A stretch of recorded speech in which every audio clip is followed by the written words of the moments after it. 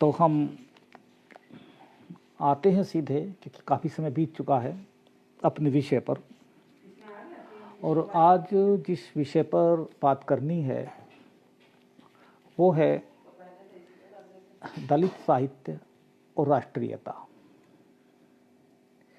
ये एक राष्ट्रीयता को लेकर के कई तरह की अवधारणाएं हैं, लेकिन हम आगे बढ़ने से पहले ये देखिए राष्ट्रीयता हम किस रूप में समझते हैं। जहाँ तक मैं समझता हूँ, राष्ट्रीयता एक भावना है जो हमको राष्ट्र के साथ जोड़ती है, और वो जोड़ती इस रूप में है कि वो हमें राष्ट्र के प्रति अपनापन, राष्ट्र के प्रति प्रेम, समर्पण और त्याग, ये सब करना सिखाती है और उसके लिए प्रेरित करती है। जब किसी व्यक्ति के अंदर ये इस तरह की भावना होती है तो इसको हम राष्ट्रीय भावना कहते हैं, और ऐसे व्यक्ति को राष्ट्रवादी व्यक्ति हम लोग कहते हैं, या ऐसी विचारधाराओं को भी राष्ट्रवादी विचारधारा कहा जाता है।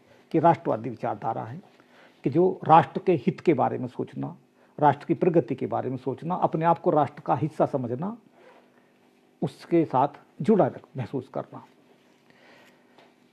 ये जो जुड़ाव होता है, ये भावना का विकास होता है तब जब राष्ट्र के सभी नागरिकों के बीच हम की भावना होती है। वो सब आपस में जुड़ाव महसूस करते हैं, और वो जैसा हमारा भारत के संविधान में भी है कि we the people of India, जो उसकी प्रियम्बल में, प्रस्तावना में पहला ही शब्द है कि हम भारत के लोग। देखिए, जब हम सब एकता का अनुभव करते हैं, हम की भावना पैदा हो जाती है, तब वहाँ से वो राष्ट्रीय भावना का विकास होता है। और ये ही एक चीज़ होती है। तो ये जो हम की भावना है, ये हम की भावना तब विकसित होती है जब सभी नागरिकों के बीच में समानता होती है, प्रेम होता है, सद्भाव होता है, सौहार्द होता है। जहाँ ये सब चीज़ें होती हैं, वहाँ उनके बीच एक अपनापन, एक प्यार और एक हम की भावना होती है, वी फीलिंग की। हम भारत के लोग हम हैं। इसलिए राष्ट्र की अवधारणा के लिए, राष्ट्र की राष्ट्रीयता के विकास के लिए जरूरी होता है समाज का निर्माण। राष्ट्रीयता के निर्माण के लिए जो आधार काम करता है कि जब तक हम समाज नहीं बनते, हम राष्ट्र नहीं बन सकते। स्वाधीनता से पहले हम राष्ट्र नहीं थे, हम एक देश थे। और देश की अपनी एक वो होती है, सीमाएं होती हैं, राष्ट्र की अपनी एक सीमा होती है। दोनों की अलग अलग परिभाषाएं हैं। तो राष्ट्र की अपनी सॉवरेंटी होती है, देश की अपनी इस तरह का नहीं होता है। तो हम भारत देश के रहने वाले लोग थे, लेकिन हम राष्ट्र नहीं बने थे, क्योंकि राष्ट्र के लिए स्वतंत्रता होना जरूरी है। हम स्वतंत्र नहीं थे, आज हम स्वतंत्र भी हैं। तो जब हम राष्ट्रीयता के साथ जब स्वतंत्रता जुड़ता है, तो उसमें ये होता है कि राष्ट्र केवल एक देश के रूप में ही वो स्वतंत्र नहीं है, बल्कि जो राष्ट्र का प्रत्येक नागरिक है वो भी वैसा अनुभव करता है, वो भी समानता का अनुभव करता है, स्वतंत्रता का अनुभव करता है। ये सब चीज़ें जो हैं, ये उसके लिए ये उसके वही जुड़ाव का आधार बनती है।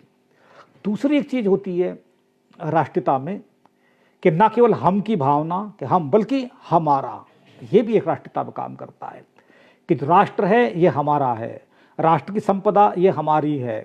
तो राष्ट्र के प्रति कर्तव्य बोध भी इसमें होता है शामिल, दायित्व भी होता है, और इसमें अधिकार भी होते हैं। दोनों चीज़ें इसके साथ जुड़ी हुई होती हैं जब राष्ट्रीयता का आता है।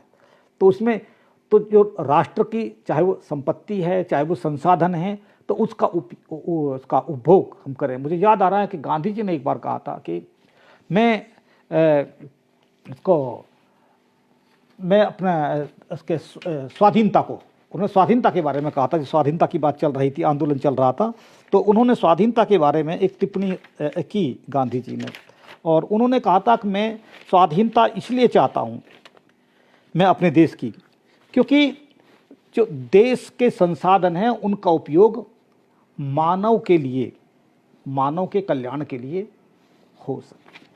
जब हम गांधी जी की इस अवधारणा के संदर्भ में देखते हैं तो लगता है कि जो नागरिकता का जो है, जो राष्ट्र के लिए नागरिक जो होता है, कि उस नागरिक को मनुष्य होना चाहिए, उसको मानवीय होना चाहिए, और जो हमारी जो राष्ट्रीयता है वो मानवीयता पर आधारित और मानवीयता पर विकसित होनी चाहिए।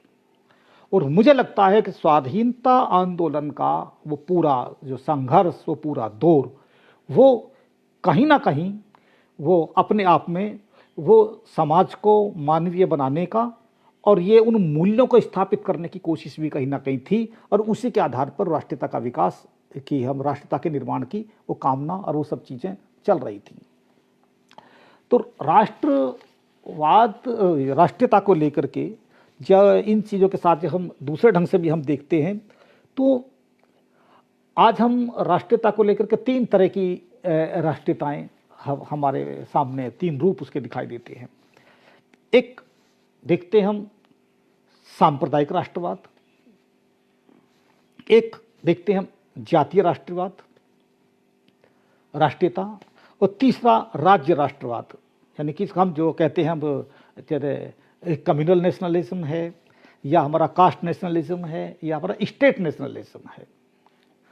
अब अपने अपने तरीके से कोई अपने आप को ना तो सांप्रदायिक कहता है, ना कोई अपने आप को जातीय कहता है, उसका पोषक कहता है। हर विचारधारा, हर व्यक्ति अपने आप को राष्ट्रीयता के साथ जोड़ता है और अपने आप को राष्ट्रवादी घोषित करता है। हर विचारधारा अपने आप को करती है, लेकिन सबके अपने अपने राष्ट्रीयताओं की अपने अपने सबकी परिभाषाएं हैं। लेकिन अब देखना यह है कि दलित साहित्य के संदर्भ में हम बात कर रहे हैं कि दलित साहित्य किस तरह की राष्ट्रीयता या राष्ट्रवाद को स्वीकार करता है, या साहित्य में वो किस रूप में वो उभर के सामने आती है। जब हम इसको सांप्रदायिक राष्ट्रवाद के रूप में देखते हैं तो वो बिल्कुल सामने है कि वो एक सांप्रदायिक नजरिए से, कि जो संप्रदाय सशक्त होता है वो अपने आप का अपना वर्चस्व स्थापित करने की कोशिश करता है, और वो राष्ट्रीयता को उसी रूप में देखना चाहता है। वो उसी रूप में एक राष्ट्र, उनकी जो अवधारणाएं हैं वो उसका जो उसका विचारधारा है उसके आधार पर विकसित हो, उसके आधार पर चले, और वो उनका अपना वर्चस्व बना रहे उस संप्रदायों का। तो ये होता है, जैसे हमारे यहाँ भी ये हो रहा है, जैसे कि अब संविधान में शब्द है भारत, जो आर्टिकल 1.1 में है, इंडिया दैट इज भारत। तो इंडिया शब्द है, अंग्रेजी में हम कहते हैं, हिंदी में कहते हैं, या तो भारत होता, तो ये शब्द है। लेकिन हमारे यहाँ भारत ना कह करके हिंदुस्तान कहने पर जोर है, और इसलिए जय भारत ना कह करके जय हिंद कहने पर जोर है।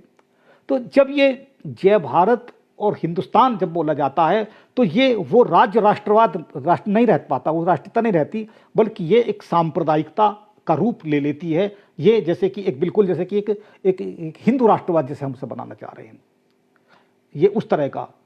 और उसमें तो लेकिन दूसरा एक और राष्ट्रीयता, जो हम जातीय राष्ट्रीयता की बात करते हैं, कास्ट नेशनलिज्म की, तो उसमें हर व्यक्ति अपने आप को गर्व से कहता है कि मैं भारतीय हूँ, मैं अपनी आप राष्ट्रीयता प्रदर्शित करता है, और लेकिन वो गर्व से अपनी जाति की पहचान को भी सबसे पहले रखता है। वो कहता है कि मैं ब्राह्मण हूँ, लेकिन मैं ब्राह्मण बाद में, मैं पहले ब्राह्मण हूँ, बाद में भारतीय हूँ। मैं क्षत्रिय हूँ, भारतीय हूँ, लेकिन क्षत्रिय हूँ। यानी कि वो राष्ट्रीयता के अपने साथ में केवल राष्ट्र का नागरिक अपने आप को नहीं मानता, केवल मनुष्य अपने आप को नहीं मानता, वो मनुष्य होने से पहले अपने आप को एक जाति मानता है, या वर्ण मानता है, या संप्रदाय मानता है। तो ये जो चीज़ें हो जाती हैं, ये राष्ट्रीयता के विकास में ये कहीं ना कहीं उसके कंसेप्ट को, राष्ट्रीयता को ये गड़बड़ करती हैं। जो सबसे महत्वपूर्ण चीज़ जो राष्ट्रीयता का मुद्दा है वो है राज्य राष्ट्रवाद, यानी कि राष्ट्र को एक राज्य के रूप में ही देखना, सब चीज़ें उसके ही। तो इसलिए जो बाबा साहेब अम्बेडकर जैसे वो कहते थे कि उन्होंने कहा था कि मैं पहले भारतीय हूँ, मध्य में भारतीय हूँ और अंत में भी भारतीय हूँ। ये राष्ट्र राज्यवाद की ये अवधारणा है कि जिसमें अपने आप की कोई जाति की पहचान नहीं, कोई वर्ण की पहचान नहीं, कोई संप्रदाय की पहचान नहीं, कोई भाषा की पहचान नहीं, कोई क्षेत्र की पहचान नहीं, एक राष्ट्र की पहचान कि मैं भारतीय हूँ। ये जो सबसे बड़ी पहचान होती है, मैं समझता हूँ कि ये, और जब ये पहचान तब होती है और जब तक हम उन पहचानों के साथ जुड़े रहते हैं तब तक हम उन अवधारणा को, चाहे संप्रदाय की अवधारणा, संप्रदायवाद हो चाहे जातिवाद हो, हम उन सबको कहीं ना कहीं उनको बढ़ावा दे रहे होते हैं, उनका पोषण कर रहे होते हैं, उनका समर्थन कर रहे होते हैं। जब तक हम उन चीज़ों का समर्थन कर रहे हैं तब तक हम एक समाज नहीं बन पाते, क्योंकि हम एक समता के धरातल पर वो एकता का अनुभव नहीं करते, समाज विभाजित रहता है। अब भले ही हम अपने आप को हम कहते रहें कि हम तो वसुधैव कुटुंबकम की बात को, अवधारणा को मानते हैं, पूरी दुनिया को हम एक मानते हैं, और आज तो पूरी दुनिया इस बात को, ग्लोबल विलेज की कंसेप्ट ने इस बात को स्वीकार कर लिया, हमारी अवधारणा को मान लिया है कि पूरी दुनिया हम कि वो एक ही है और हम सब एक हैं। लेकिन अंदर हम कितने बटे हुए हैं, अंदर हम कितने विभाजित हैं, हम वर्णों में, जातियों में, उपजातियों में, गोत्रों में कितने विभाजित कहाँ हैं, वो सच्चाइयाँ हम सब जानते हैं। तो ये जो राष्ट्र के प्रति समर्पण, राष्ट्र के प्रति अपनापन, राष्ट्र के प्रति प्रेम, ये दलित साहित्य में सर्वत्र सब जगह मिलता है, सब जगह मिलेगा। N.R. सागर की एक कविता है, उसमें वो कहते हैं कि मेरा जन्म हुआ भारत की पावन भूमि पर, लेकिन माटी की गंध मुझे अनजानी लगती है। अब देखिए, वो भारत से प्यार कर रहा है दलित कवि, भारत की भूमि को पुण्य भूमि कह रहा है कि मेरा जन्म हुआ भारत की पावन भूमि पर, भारत की भूमि को पावन भूमि मान रहा है। एक अपना प्रेम उसके मन में है भारत के प्रति, उस भूमि के प्रति। लेकिन यहाँ के जो लोग हैं, यहाँ का जो समाज है, वो समाज और वो जिस तरह का भेदभाव करता है, जिस तरह का एक घृणास्पद और अपमानजनक व्यवहार करता है, जिस तरह से वो अलग थलग करके रखता है, उसके कारण उसे इस मिट्टी की गंध से अपनेपन की खुशबू नहीं आती। ये उस राष्ट्रीयता पर, जो राष्ट्रीयता की अवधारणा है, उस पर एक बहुत बड़ा सवाल है, ये दलित कवि की ये कविता। लेकिन दलित कविता अपने आप में, दलित कवि वो इसको ये अपने आप को प्रदर्शित कर रही है कि जो दलित कविता है कि वो राष्ट्र के प्रति कितना अपनापन रखती है और कितना राष्ट्र को किस रूप में वो देखती है। तो जब जब राष्ट्रीयता की अवधारणा में जब जब ये जाति या संप्रदाय के खात्मे की बात जब तक नहीं होती, जब तक इनको प्रश्रय मिलता है, इनको जीवित रखा जाता है, चाहे इनको समर्थन किया जाता है या इनका पोषण किया जाता है या इन पर मौन रहा जाता है, मौन भी अपने आप में समर्थन होता है। बहुत से लोग मौन रहते हैं जब कोई जातीय घटनाएं होती हैं, उत्पीड़न की घटनाएं होती हैं, अखबारों में आता है, टीवी पर आता है, तो मौन साध जाते हैं। तो ये मौन एक तरह का ये उनका समर्थन कर रहे होते हैं, जबकि दूसरी घटनाओं के बारे में वो खूब बोल रहे होते हैं, इनके बारे में मौन होता है। तो ये जब जब ये सब चीज़ें होती हैं तो ये जो राष्ट्रीयता बनती है वो एक खंडित राष्ट्रीयता होती है। वो राष्ट्रीयता कभी भी विखंडित हो सकती है। वो राष्ट्रीयता, तो हमें चाहिए, राष्ट्रीयता का मतलब होता है एक अखंडित राष्ट्रीयता जिसमें विभाजन नहीं होता। राष्ट्रीयता विभाजन के लिए गुंजाइश नहीं छोड़ती। वो अपने राष्ट्र के सभी नागरिकों में वो सभी एकजुट, वो एक साथ, एक समान, वो हम के साथ जुड़े हुए देखना चाहती है।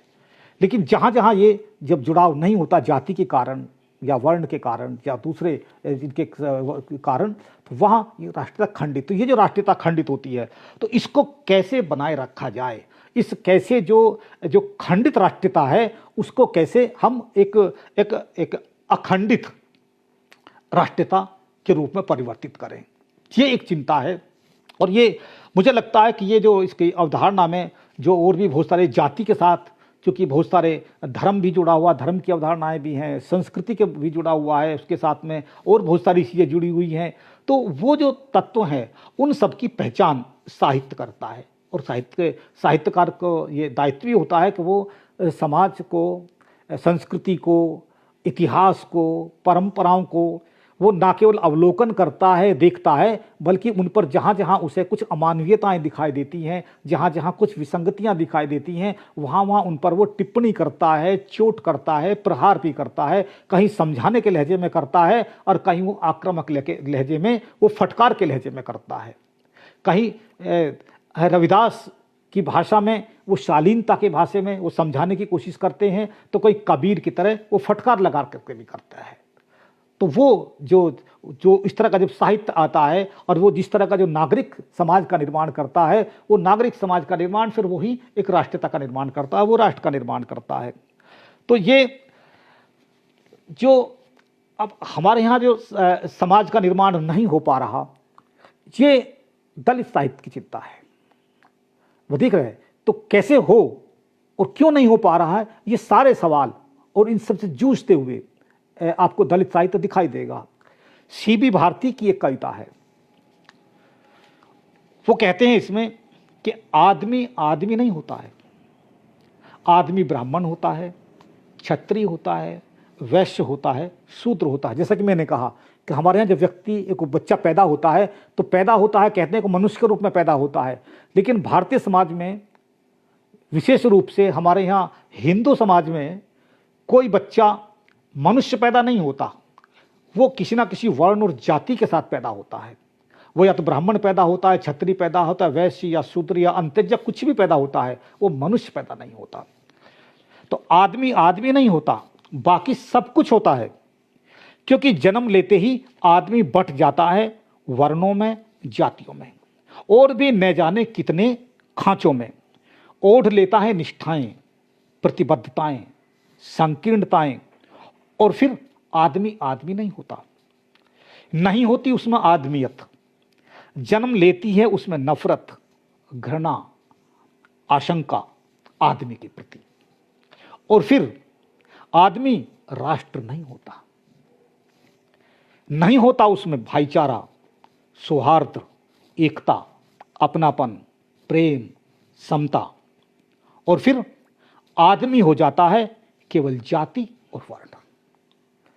ये कविता अपने आप में पूरे भारतीय सामाजिक परिदृश्य को एकदम अभिव्यक्त कर रही है, और बहुत बेबाकी के साथ में, कि व्यक्ति यदि मनुष्य के रूप में पैदा होगा कोई बच्चा, तो उसके अंदर, और हम उसे विभाजित नहीं करेंगे, किसी खांचों में नहीं बांटेंगे, तो फिर उसका जो विकास होगा, उसके अंदर मानवीय मूल्यों का विकास होगा और वो राष्ट्रीयता के विकास में वो सहायक हो जाएगा। लेकिन हम खांचों में बंटते, पैदा होते वो खांचों में बंटता है, वो मनुष्य नहीं रह पाता, और फिर वो खांचों के साथ में उसकी जो प्रतिबद्धताएं होती हैं, अपनी जातियों की प्रतिबद्धता, अपने वर्णों की प्रतिबद्धता, अपने वर्गों की प्रतिबद्धता, और उसकी वही जो संकीर्णताएं हैं, वही जो आग्रह हैं, दुराग्रह हैं, जो कुछ भी हैं, वो उन्हीं के साथ वो जिस तरह का बंध जाता है, ऐसे उसका मानस विकसित होता चला जाता है। और फिर उसके अंदर वो एक दूसरे से घृणा करना, नफरत करना, व्यापार करना, और ये सब चीज़ें, प्रेम गायब हो जाता है, सौहार्द, भाईचारा सब गायब हो जाता है, जो कि राष्ट्रीयता के आधार होते हैं, जो मूल तत्व होते हैं। इसलिए व्यक्ति को ये जो जातीयता है, ये जो जातीयता का जो विभाजन है, जातीयता की पहचान है, ये राष्ट्रीयता के मार्ग की सबसे बड़ी बाधा है। और दलित साहित्य इस बाधा को बहुत गहराई से पहचानता है, और इसलिए दलित कवियों ने, कथाकारों ने, नाटककारों ने, सब ने, आत्मकथाकारों ने, हर रचना ने विभिन्न विधाओं में जो कुछ लिख रहे हैं, उन सब ने इस पर कड़ा प्रहार किया है। राष्ट्रीयता को हम और दो तरह से देख सकते हैं, जैसे कि एक हम कह सकते हैं कि संकीर्ण राष्ट्रीयता, और एक कह सकते हैं उदार राष्ट्रीयता। तो जैसा मैंने पहले कहा कि जो हमारी जो सांप्रदायिक राष्ट्रीयता है या जातीय राष्ट्रीयता है, ये संकीर्ण राष्ट्रीयता है, इसमें खुलापन नहीं है, ये अपने खेमे में, ये अपने तरह से बांधती है, और उसे इसलिए इसमें चूँकि संकीर्णता है तो ये उदार नहीं हो सकती। लेकिन जो उदार राष्ट्रीयता है, उदार राष्ट्रीयता यदि कोई होती है तो उदार राष्ट्रीयता वही हो सकती है जो राज्य राष्ट्रवाद जिसे हम कह रहे हैं, जहाँ वो मनुष्यता जिसमें रहती है, समाहित रहती है, वही उसमें वो रह सकता है। तो इसमें तो राष्ट्रीयता के, अब चूंकि हम एक संवैधानिक एक राष्ट्र गणराज्य हैं और एक संवैधानिक राष्ट्र हैं, तो हम संविधान द्वारा संचालित है भारतीय समाज। और संविधान में जो उसके जो मूल तत्व संविधान के हैं, हमारे जो राष्ट्रीयता के हमारे मूल तत्व भी हैं, जो संविधान के भी हैं, लोकतंत्र, समाजवाद और धर्मनिरपेक्षता, ये इन पर हमारा राष्ट्रवाद या राष्ट्रीयता इनके ऊपर टिकी हुई है। अब ये जितने मजबूत होंगे उतनी हमारी राष्ट्रीयता मजबूत होगी, और जितने ये कमज़ोर होंगे उतनी ही हमारी जो राष्ट्रीयता है वो उतनी ही कमज़ोर होगी। तो इस चीज़ को बहुत ही गहराई के साथ में दलित साहित्य समझता है। और इस रूप में इनको जब हम देखते हैं कि लोकतंत्र को, और हम तो लोकतंत्र कैसा, लोकतंत्र केवल राजनीतिक लोकतंत्र नहीं, जैसा मैंने कहा सामाजिक लोकतंत्र। जब समाज में लोकतंत्र होगा, समाज में स्वतंत्रता होगी, सब समानता होगी, भ्रातृत्व होगा, सद्भाव होगा, सौहार्द होगा, सह अस्तित्व होगा, तो तब लोकतंत्र विकसित होगा। और सामाजिक लोकतंत्र जितना मजबूत होगा, राजनीतिक लोकतंत्र भी उतना ही मजबूत होगा, और हमारी राष्ट्रीयता भी उतनी ही सशक्त होगी। तो ये जो सशक्त बनाने वाली चीज़ें हैं उनको हम कैसे मजबूत करें, और जो राष्ट्रीयता को खंडित करने वाली चीज़ें हैं, कमज़ोर करने वाली चीज़ें हैं, उन सबको हम किस तरह से हम उनको नकारें या उनका हम प्रतिकार करें। भारत, हम सब लोग जानते हैं, भारत गाँवों का देश है। इसलिए हमारे यहाँ जो भी अवधारणाएं, जो भी विचार, जो भी संस्कृति जो विकसित होगी उसका आधार गांव होगा। तो गांव की जो हमारी जो संस्कृति है, क्योंकि संस्कृति हमारे यहाँ राष्ट्रीयता का आधार संस्कृति भी है, लोकतंत्र का आधार संस्कृति भी है। तो जो संस्कृति है हमारी, जो गाँव उसका आधार है। और गांव में क्या है, गांव में दो चीज़ें हैं, एक गांव में जमींदारी प्रथा है और जाति प्रथा है, ये दो चीज़ें हैं। और इन दोनों के चलते गांव में लोकतंत्र नहीं पनप पा रहा है, गांव बटा हुआ है, गांव में शोषण है, दमन है, भेदभाव है, छुआछूत है, सब कुछ है, केवल इन दो चीज़ों के कारण है, जमींदारी प्रथा के कारण और जाति प्रथा के कारण। इन्हीं को हम कहें, जमींदारी प्रथा को ही हम सामंतवाद कह सकते हैं, और जो हमारी जाति प्रथा है इसी को ही हम दूसरे शब्दों में कहें तो इसी को ही ब्राह्मणवाद कह सकते हैं, या इसी को वर्णवाद कह सकते हैं, या इसी को मनुवाद भी कहा जा सकता है। यही सब चीज़ें, तो मैं मुख्य रूप से जमींदारी प्रथा और जाति प्रथा, ये दो चीज़ें हैं। और इसीलिए चूँकि इनके कारण ही जो दलित समाज है, दलित वर्ग है, वो इन दोनों की ही चक्की में बराबर पिस रहा है, जाति जो की प्रथा के भी और जमींदारी प्रथा के भी, दोनों के बीच में सामंतवाद और ये जो अपना जो ब्राह्मणवाद है, इन दोनों के बीच में पिस रहा है। और इसलिए वो इतना ज़्यादा पिस रहा है कि इसी को देखते हुए ये जो बाबा साहेब अम्बेडकर ने कहा था कि जो भारत के गांव हैं ये दलितों के शोषण के कारखाने हैं। ये अब एक तरफ हमारे यहाँ साहित्यकार जो हमारे देखते रहे हैं वो गाँव की एक सुंदर छवि देखते रहे हैं, गाँव का मनोरम दृश्य देखते रहे हैं, गाँव के हरे भरे खेत, वहाँ के सरसों के फूल हैं, या लहलहाती गेहूं की बालियाँ हैं, धान के खेत हैं, गन्ने के खेत हैं, वो उनको आकृष्ट करते हैं। वहाँ की ताज़ी हवा है, वहाँ के पेड़ हैं, जंगल हैं, इतना सुंदर है ना। वहाँ के गांव का जो लोक साहित्य है वो उन्हें बड़ा आकर्षित करता है। वहाँ के लोगों की सादगी सब आकर्षित, जो बैलों के गले में बजने वाली घंटियाँ, वो संगीत कैसा कैसा वो देती हैं, सुख देती हैं। वहाँ का शुद्ध हवा, शुद्ध खान पान, मक्खन, अपना हमारा दूध और छाछ और जो सब चीज़ें वहाँ का साथ, तो इस सब का बहुत गुणगान हमारे यहाँ होता रहा है। इसलिए हमारे यहाँ लोगों ने उसको गांव के बारे में कहा कि आहा, ग्राम में जीवन भी क्या है, कितना सुंदर है, बिल्कुल स्वर्ग की तरह हमारे गांव ऐसे होते हैं, है ना। और वहाँ पे वहाँ पे जो गांव में जो किसान हैं, जो उसके लिए बड़ी सुंदर कविताएं लिखी गई हैं, ग्राम देवता नमस्कार करके उसका नमस्कार किया, गाँव को देवता कहा गया। लेकिन उसी गाँवों में जो दलित लोगों के साथ में क्या हो रहा है उसको नहीं देखा साहित्य ने, उसको नहीं देख रहा। तो ये इस पर ये आ रहा है कि डॉक्टर नामवर सिंह ने जो आधुनिक भारत की प्रवृत्तियाँ जो लिखा था किताब, तो उसमें उन्होंने इसका थोड़ा सा हिस्सा आगे बढ़ के टिप्पणी की उन्होंने। तो उन्होंने कहा कि जो प्रगतिशील कवि है वो गांव के बाहर ही खेतों का चक्कर लगाकर नहीं लौट आता, जैसा कि उनसे पहले वाला छायावादी कवि या वो लौट कर आता था गाँव को बाहर से देख करके। वो कहता है वो यहाँ उसे अनेक प्रकार के दृश्य देखने को मिलते हैं। कहीं चमारों, कहारों, धोबियों का नाच दिखाई पड़ता है, तो कहीं ग्राम देवता के सम्मुख उसकी श्रद्धा समर्पित जीवन पड़ता मिलता है। गांव में घुसते ही प्रगतिशील कवि अपनी वैयक्तिकता भूलकर गांव में रहने वाले तरह तरह के लोगों को देखता है और उनका चित्र उकेरता है। अहीर की निरक्षर लड़की चंपा, भोरई, केवट, प्राइमरी स्कूल के मास्टर दुखरन झा, चना चबेना खाने वाला चंदू और चित्रकूट के बोडम यात्री वगैरह वगैरह।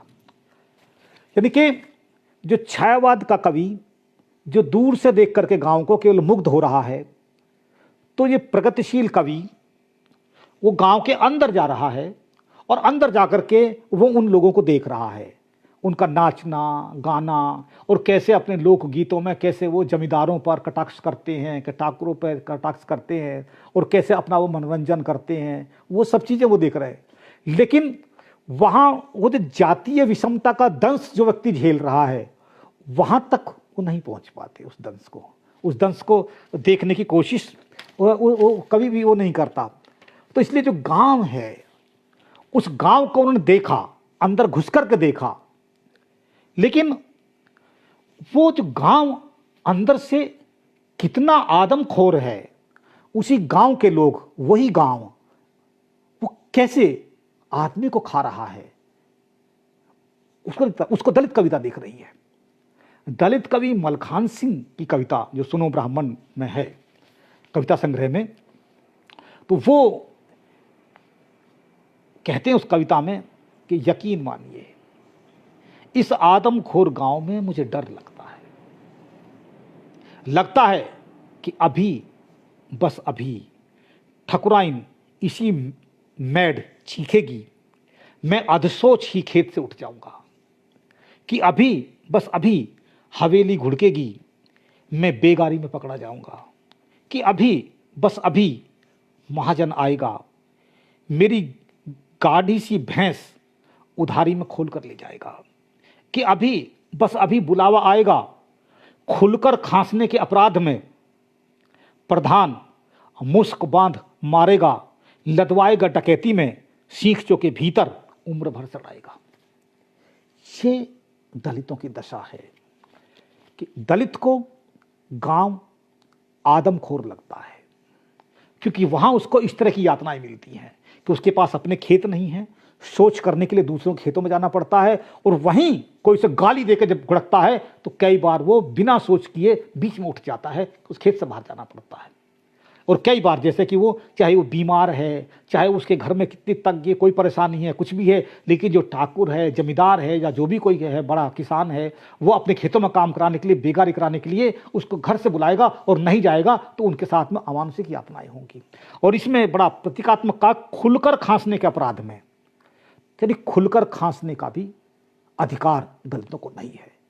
ये इस रूप में भी हम देख सकते हैं कि जो दलित समाज के जो लोग हैं, चाहे वो अपना नया घर बनवाना चाहते हैं तो वहाँ उस पर उन लोगों को वो बर्दाश्त नहीं होता, वहाँ उनका करते हैं। कहीं वो अपना दलित दूल्हा यदि घोड़े पर आज भी निकलता है, घोड़ी पर, तो वहाँ उसका विरोध किया जाता है, उसको नहीं निकलने दिया जाता। कहीं वो उनकी तरह नए कपड़े पहन के बहुत सी जगह पे, बहुत सारे गाँव में वो चप्पल पहन करके और साइकिल पर चढ़ करके नहीं निकल सकता। बहुत सी जगहों पर वो उनकी तरह पान नहीं खा सकता, उनके साथ चाय नहीं पी सकता उन्हीं जगहों पर, या कई जगहों पर वो चाय पीता है तो उनके कप अलग होते हैं, या कुल्हड़, या उन्हें वो अपने हाथ से खुद धोने पड़ते हैं, वो नहीं धोता। ये बहुत सारी चीज़ें हैं, आज भी हैं। तो ये इसमें जो गांव है जिस पर हम इतना गौरव कर रहे हैं, जिसके अंदर जाकर के सब सौंदर्य ढूंढ रहे हैं, उसी गांव में अजमेर सिंह काजल की भी एक कविता है जिसमें वो कहते हैं कि गांव के दक्षिण में पोखर के पार से सटा यह डोमपाड़ा है। यानी कि वो गांव का हिस्सा नहीं होते, गांव में रह करते हुए भी दलित वो गांव का हिस्सा नहीं है, वो एक दक्षिण टोला होता है। गांव के दक्षिण में उनका अलग मोहल्ला या बस्ती या घर होते हैं। वो एक तरह के एक बहिष्कृत लोग हैं, बहिष्कृत समाज है। बाबा साहेब अम्बेडकर ने बहुत पहले बहिष्कृत भारत करके अपना एक अखबार निकाला था, तो उन्होंने दलितों को, अछूतों को बहिष्कृत भारत कहा था कि भारत के अंदर एक बहिष्कृत भारत है। ये गांवों के अंदर एक बहिष्कृत गांव है, गांव का हिस्सा है, कहने के लिए गांव का हिस्सा है, लेकिन गांव का हिस्सा नहीं है, वो अलग है, उनकी बस्ती अलग है, एक अलग बिल्कुल गांव के दक्षिण में, सारा कुछ अलग है। और इस गांव को ये कहते हैं कि ओ, एक दूसरे एक कविता ने लिखा है ये कि ओ मेरे गांव, कोई भी हो चाहे नाम, पर काम हमेशा एक सा ही है। पिछली गुलाम सदियों की तरह आज भी सुख दुख ठीक वैसा ही है, जाति धर्म के खूंटे से बंधे हुए। यानी कि दलितों का दुख और सुख सब कुछ जाति और धर्म के खूंटे से बंधा हुआ है। धर्म और जाति, यानी कि जाति भी एक धर्म की व्यवस्था आजकल हो गई है, जिस तरह से जुड़ गई है वो। तो ये दोनों ने मिलकर के, धर्म ने और जाति ने, ये दोनों व्यवस्था ने मिलकर खूंटे से ऐसा निचोड़ दिया है दलित को कि उसके लिए गुंजाइश नहीं छोड़ी है, कि वो जैसा पहले था ऐसा ही आज भी है। वो आज भी वो उसी तरह से वो अपना घुट करके वो महसूस करता है। दूसरी चीज इस गांव के बारे में, ये गांव पे इसलिए जोर दे रहा हूं कि जो हमारे भारत की राष्ट्रीयता का जो विकास है वो गांव से निकलता है। उसकी सड़क है, उसका जो रास्ता राष्ट्रीयता का, वो रास्ता वो गांव से होकर ही जाता है। गांव में वो भावना आएगी, गांव में वो भावना विकसित हो जाएगी, वो समानता आ जाएगी, प्यार और सौहार्द आ जाएगा, लोग मिलजुल कर रहने लगेंगे, तो राष्ट्र में अपने आप वो सब चीज़ें राष्ट्रीय स्तर पर हो जाएंगी, दिखाई देने लगेगी।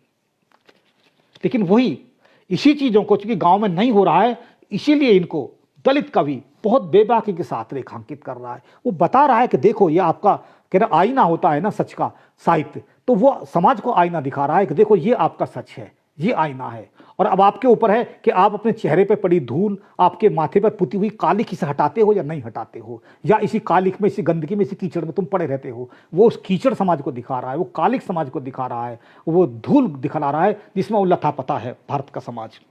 मलखान सिंह की कविता में वो फिर कहता है, वो कहते हैं हमारे गांव में नम्रता जन की खास पहचान है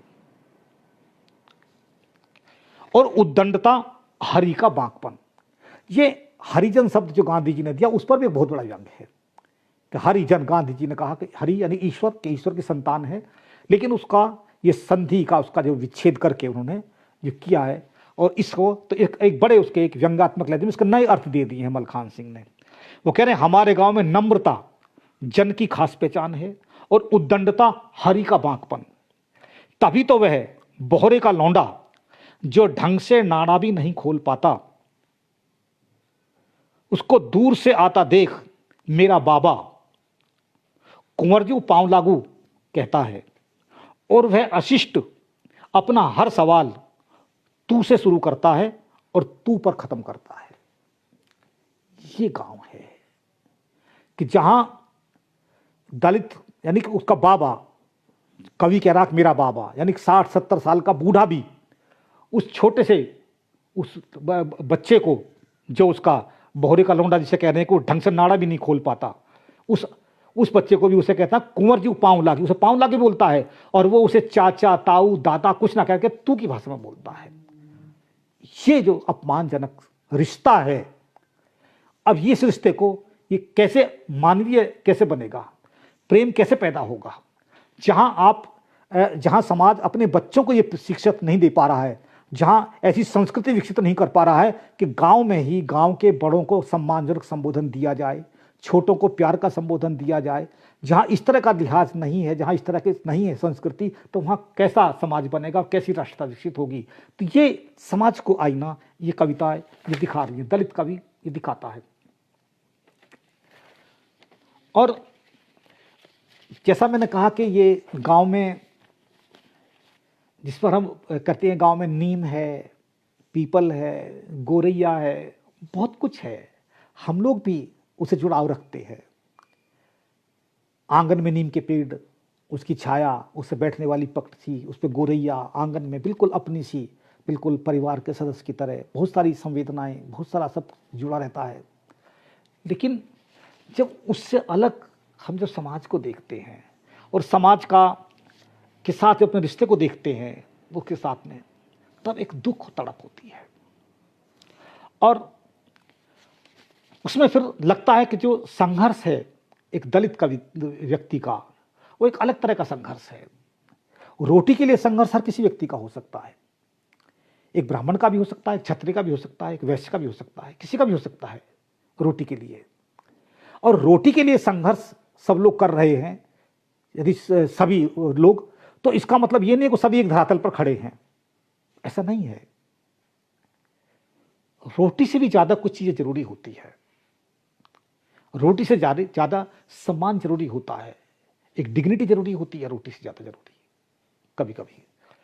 जयंत परमार की एक कविता है, मेरी जंग रोटी के लिए नहीं, है उसी कविता का शीर्षक है। इसमें वो कहते हैं कि मैं हूं तुम्हारी बस्ती से बाहर जहां पर तुम हगते हो, यानी कि जैसे मैंने कहा ना, दक्षिण टोला जो गांव से बाहर होता है और जहां से गांव खत्म होता है और जहां से वो अपने घूरे शुरू होते हैं, कूड़े बिटोड़े शुरू होते हैं, खेत शुरू होते हैं, और जहां से पूरे गांव के लोग आकर के अपने खेतों में हगते हैं, मूतते हैं, शौच करते हैं, ये वहां गांव बस्ती होती है। तो कहते हैं मैं हूं तुम्हारी बस्ती से बाहर जहां पर तुम हगते हो, वहां पर टाट की मेरी झुग्गी है, कुएं से लेकर मंदिर तक तुमने बनाई हैं दीवारें, मनु की ऊंची दीवारें। मेरे हिस्से में तो मिला है जाति का अपमान और नफरत की आग, मेरी जंग है उसके खिलाफ जो रोटी से बढ़कर है। ये जो चीज है कि ये जाति का अपमान और जाति के कारण समाज को बांट देना, उसमें दीवारें खड़ी कर देना, और वो दीवारें इतनी ऊंची खड़ी कर देना कि वो एक दूसरे में वो लोग मिल ना सके, वो एक दूसरे से जुड़ ना सके। और वो कह रहे हैं कुएं से लेकर मंदिर तक। पहले कुएं सबके अलग अलग, दलितों के कुएं भी नहीं हो सकते थे। प्रेमचंद की कहानी हमने वो ठाकुर का कुआं वो पढ़ी है, वो उसी को लेकर ठाकुर का कुआं, दलितों के पास वही पोखर का पानी, गंदा पानी पीते हैं, साफ पानी पीने का उनके पास ना साधन नहीं है, सुविधा नहीं है, तो वो कैसे उसको पिएंगे, कैसे सब कुछ करेंगे। तो लेकिन जो 1 मिनट मुझे रुकना पड़ेगा, 1 मिनट, मैं दोबारा आता हूँ प्लीज।